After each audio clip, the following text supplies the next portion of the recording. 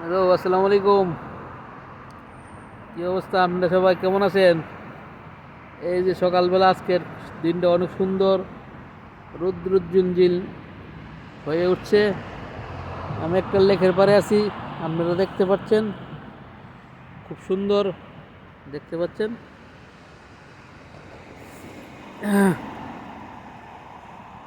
যাই হোক, আসল কথা হচ্ছে মানুষের জীবনটা অনেক ছোট।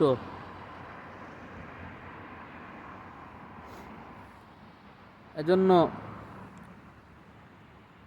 দেখা গেছে কি নিজেকে সবসময় নিয়ন্ত্রণ করে চলা উচিত, কারণ এ জীবন ক্ষণস্থায়ী, এ জীবন চিরস্থায়ী নয়।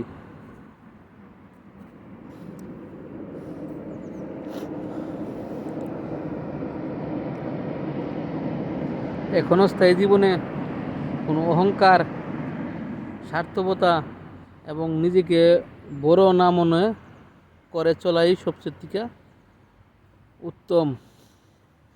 কারণ যে ব্যক্তি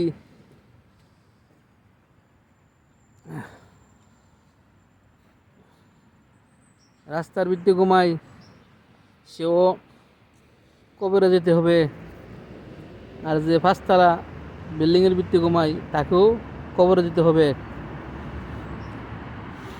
হাদিস শরীফে আছে, কবর দৈনিক মানুষকে 70 বার ডাকে এবং বলে, আমি পোকামাকড়ের ঘর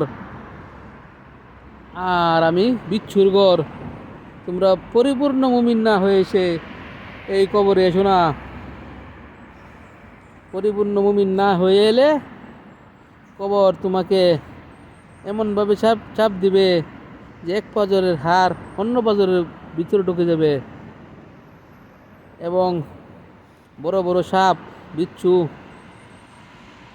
তোমাকে দংশন করতে থাকবে। এজন্য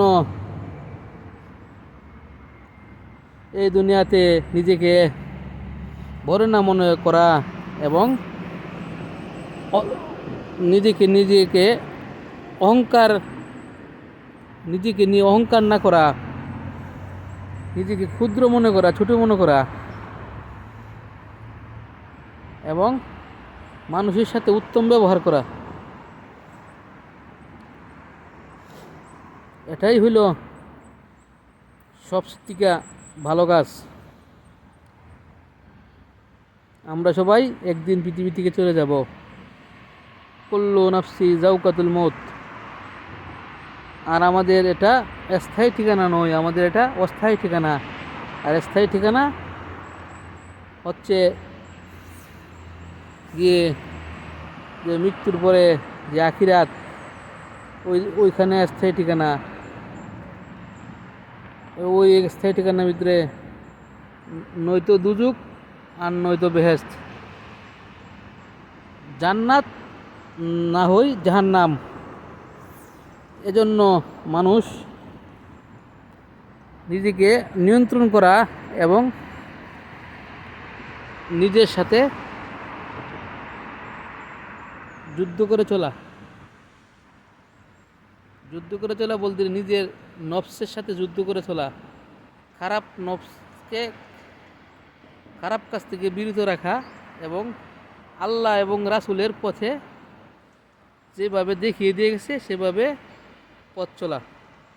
এটাই আমরা এবং আমাদের মুসলমানদের কাজ। ভালো থাকবেন। হুদা হাফেজ। আসসালামু আলাইকুম। চ্যানেলটি সাবস্ক্রাইব করে রাখবেন। আসসালামু আলাইকুম। হুদা হাফেজ।